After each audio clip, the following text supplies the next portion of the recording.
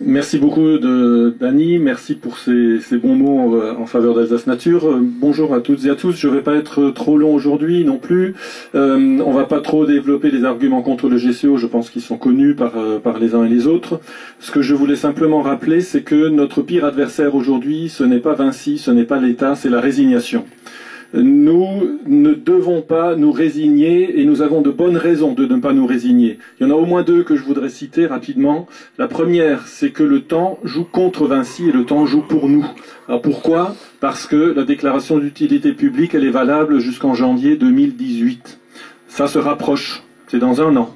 Et Vinci doit avoir commencé les travaux du chantier, les vrais travaux, avant cette date-là, sinon il faut qu'il demande une prorogation de la DUP. Et on commence à se rendre compte que cette échéance, n'est pas sûr qu'elle soit atteinte par Vinci, parce que Vinci n'a pas toutes les autorisations pour faire les travaux. Ils n'ont même pas encore l'autorisation pour faire les travaux de fouilles et de forage préalables au chantier dans les zones à fort impact environnemental, c'est-à-dire ici dans ces secteurs, c'est-à-dire près de Vendenheim. Les autorisations ne sont pas encore parues. Donc Vinci ne peut pas faire les travaux de forage dans certains endroits jusqu'à présent.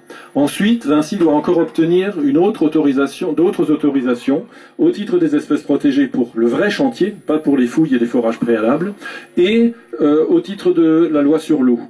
Et ce dossier-là ne sera pas mis à enquête publique probablement avant l'été 2017.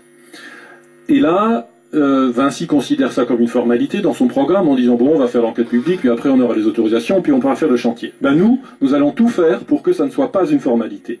Une enquête publique, ça permet de mobiliser beaucoup de personnes. Une enquête publique, ça permet de dénoncer les atteintes à l'environnement qui seront nécessairement liées à ce projet. Ça permettra de montrer que les mesures compensatoires que Vinci est obligé de mettre en place, ils ne pourront pas les mettre en place parce qu'il n'y a simplement pas la surface. Et ce n'est pas si facile à faire. On ne peut pas reconstituer des zones humides aussi facilement. On ne peut pas trouver des zones de compensation pour le hamster aussi facilement. Et nous allons montrer, tous ensemble, parce que nous sommes de plus en plus nombreux, que cette démarche de demande d'autorisation au titre de la loi sur l'eau, au titre des espèces protégées, ça ne sera pas une formalité, ça sera un combat et nous serons prêts pour ce combat. Et Vinci n'obtiendra pas les autorisations avant décembre 2017, je vous en donne la garantie, à condition, et c'est la deuxième raison qui fait que nous ne devons pas nous résigner et que le temps joue pour nous, c'est que nous sommes nombreux. Nous avons été nombreux à la manifestation à Strasbourg en octobre. Nous sommes nombreux aujourd'hui, beaucoup plus nombreux que ce que nous osions imaginer quand on a décidé de faire ces marches. Nous sommes aussi en train d'élargir le cercle des personnes qui s'intéressent à ce projet.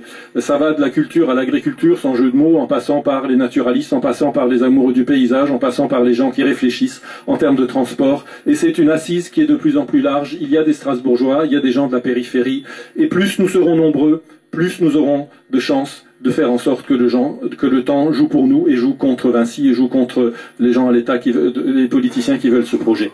Donc oui, il y a de l'espoir. Ne renonçons pas. Nous sommes prêts d'obtenir ce que nous voulons, c'est-à-dire que ce projet ne se réalise pas. Des journées comme aujourd'hui, il y en aura d'autres. La prochaine, c'est le 1er janvier, il y aura la marche de la cabane de Kolbsheim jusqu'à celle d'Itzenheim. 1er janvier, l'après-midi, ça fera une bonne possibilité d'éliminer un petit peu les excès de la nuit. Et le 1er janvier, c'est symbolique aussi pour montrer à tout le monde... Comment ? C'est 14h30, pardon, oui. Alors, 1er janvier, 14h30. C'est symboliquement aussi pour montrer que dès le début de l'année, on est là, on est prêt à se mobiliser contre ce projet inutile et contre ce projet destructeur. Donc nous y arriverons, ne nous résignons pas, nous avons toutes les chances et toutes les raisons d'y croire. Merci beaucoup. Merci Maurice. Alors on va